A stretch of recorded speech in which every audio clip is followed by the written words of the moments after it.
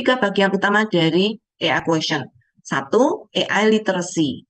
Ya, kemudian yang kedua AI intelligence dan ketiga AI responsibility. AI literacy itu berbicara tentang pengetahuan tentang AI. Nah, kalau saudara, saya ingin belajar AI quotient, oke, belajar dulu AI literacy. Saudara punya pengetahuan tentang AI enggak? Belum? Nah, saudara harus menguasai dulu atau paling tidak saudara harus belajar literasi AI. Yang kedua, AI intelligence adalah kemampuan dalam menilai AI. Ketiga, responsibility, tanggung jawab dalam menggunakan AI atau masalah etika di dalam menggunakan AI. Ini adalah pertemuan yang saudara akan lihat kalau saudara cukup menguasai literasi, cukup punya intelligence, kecerdasan, kemudian cukup responsibility, maka saudara akan aman di dalam menggunakan AI dimanapun saudara berada. Ya, oke. AI literacy, apa saja sih sebenarnya yang tercakup dalam AI literacy itu? AI literacy itu adalah pengetahuan dasar dan pemahaman tentang AI. Misalnya konsep, terminologi, jadi istilah-istilah yang dipakai oleh AI, kemudian cara kerja AI secara umum. Saudara, saya bukan orang IT, saya bukan programmer, tapi saya harus tetap belajar AI itu cara kerjanya gimana sih? Saya tahu mekanismenya, walaupun saya tidak bisa memakai programming atau script untuk membuat yang lebih hebat gitu ya. Tetapi saya tahu secara umum cara kerjanya bagaimana. Tahu kelebihannya apa, tahu kelemahan AI apa. Saudara, ada banyak orang, wah AI hebat, bisa gini, gini, gini. Sampai akhirnya dipakai untuk mencari nasihat bagaimana mencari jodoh. Waduh, ya itu bukan wadahnya ya. Akhirnya saudara memakai AI untuk sesuatu yang sebenarnya bukan kapabilitas dari AI. Kalaupun bisa, AI itu ngaco gitu ya. AI itu bisa ngawur untuk melakukan itu. AI tidak punya emosi, AI mungkin tidak punya empati, dan AI juga tidak bisa memberikan keputusan atau pemecahan masalah untuk hal-hal yang sifatnya sangat pribadi dan sangat tidak textbook.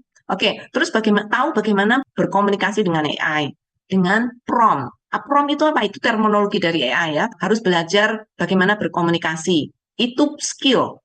Kemudian apa saja sih alat-alat AI? Oh, ternyata AI itu bukan cuma ChatGPT, bukan hanya Perplexity, bukan hanya BART, bukan hanya Bing, bukan hanya ya banyak sekali ribuan alat-alat AI. Yang satu untuk audio, yang satu untuk video, yang satu untuk teks dan macam-macam yang lain. Dan gimana cara memakai alat-alat itu? Oke, saya mau belajar gimana bikin gambar dengan AI. Ya, saudara harus belajar cara memakainya dengan benar. Kemudian, kalau saudara seorang programmer, jelas saudara harus belajar pengetahuan teknis yang harus diketahui. Entah itu data analisis dan lain-lain gitu ya. Ada banyak sekali bahasa pemrograman apa yang dipakai oleh AI dan lain-lain. Dan juga tahu dampak AI bagi masyarakat dan pelayanan. Ini dampaknya apa kalau dipakai? Ya, saudara. Jadi ada dampak negatif dan ada dampak positif. Saudara harus mempertimbangkan. Ini literasi. Saudara, kedua, intelligent. Kemampuan dalam menilai dan mengembangkan pemakaian AI.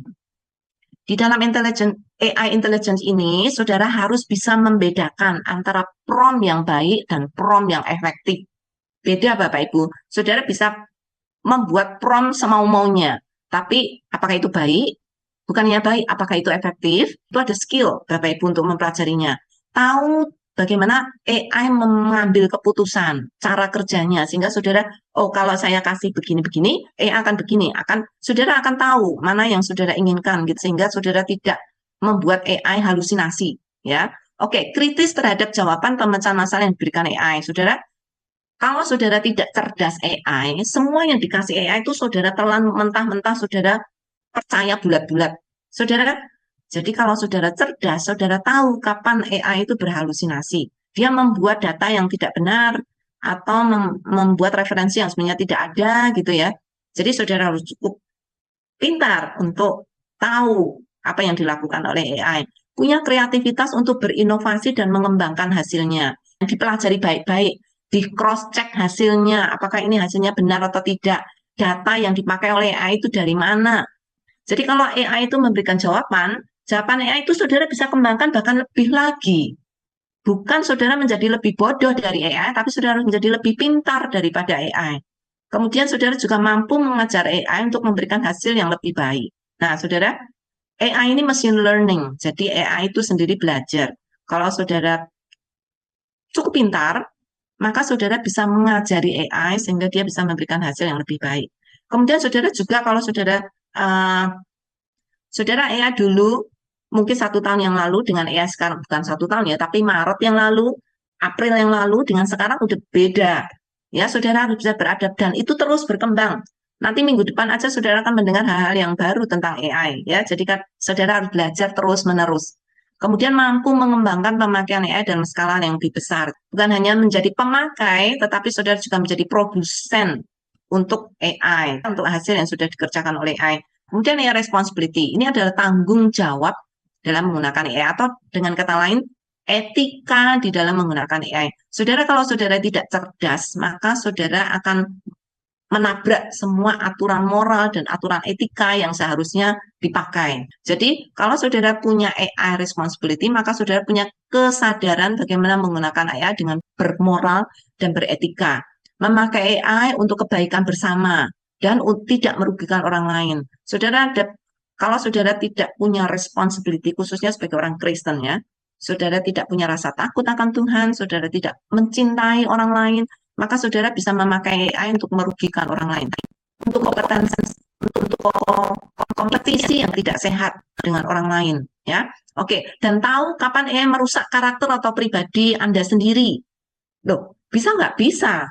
AI itu bisa memberikan hasil yang cepat dalam hitungan detik. Kalau saudara seorang yang malas, maka karakter saudara yang dulunya rajin, tapi karena saudara pragmatis dan tidak mau susah, akhirnya merusak karakter saudara, menjadikan saudara orang yang mau enaknya dan saudara tidak mau belajar, gitu ya. Dan saudara hanya memakai AI dan memanfaatkan AI untuk sesuatu yang saudara sebenarnya tidak tahu akibatnya. Kemudian bijaksana bertindak saat AI memberikan konsekuensi yang negatif. Saudara tahu, bukan mau kalau sudah nggak cerdas, wah, kalau gitu AI menyesatkan saya tidak mau pakai lagi. Wah, AI sudah mempermalukan saya, maka saya selamanya tidak akan pakai AI. Mungkin saudara harus evaluasi diri sendiri, bagaimana saudara pakai sehingga AI bisa memberikan konsekuensi negatif untuk saudara. Nah, perlu gitu ya, saudara sendiri punya kesadaran untuk itu. Kemudian kesadaran AI memiliki bias, kesadaran bahwa AI memiliki bias terhadap nilai-nilai tertentu. Jadi saudara harus cukup sadar, karena ini saudara bisa masuk ke dalam sesuatu yang saudara tidak harapkan. Mungkin saudara tidak sengaja, tetapi kalau saudara tidak sadar bahwa AI itu punya bias terhadap atau kecenderungan terhadap nilai-nilai tertentu, saudara perlu hati-hati. Kemudian memakai AI untuk pelayanan. Nah, ini kalau saudara punya high responsibility, saudara punya tanggung jawab yang tinggi ketika saudara mempunyai kemampuan untuk memakai AI dan saudara bisa menggunakan AI, maka saudara harus ingat bahwa AI ini adalah anugerah dari Tuhan dan AI harus kembali dipakai untuk memuliakan Tuhan. Bukan berarti untuk gereja saja, bahkan di dalam dunia bisnis pun saudara bisa memakainya itu untuk memuliakan Tuhan. Dengan saudara bekerja jujur, saudara bekerja keras, saudara bisa memberikan hasil produktivitas yang bagus sehingga saudara bisa menghasilkan hal yang baik untuk company saudara. Itu hal-hal yang memuliakan Tuhan karena melalui saudara Tuhan dimuliakan.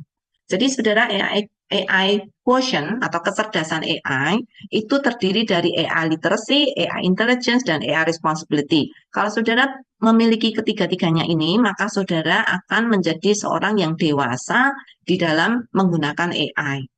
Selain saudara juga mendapatkan produktivitas yang tinggi, saudara menjadi orang yang sensitif terhadap orang lain, dan saudara punya simpati terhadap orang lain, juga saudara tahu bahwa apa yang saudara punya itu bisa menjadi kebaikan bagi pelayanan, bagi gereja, dan lain-lain.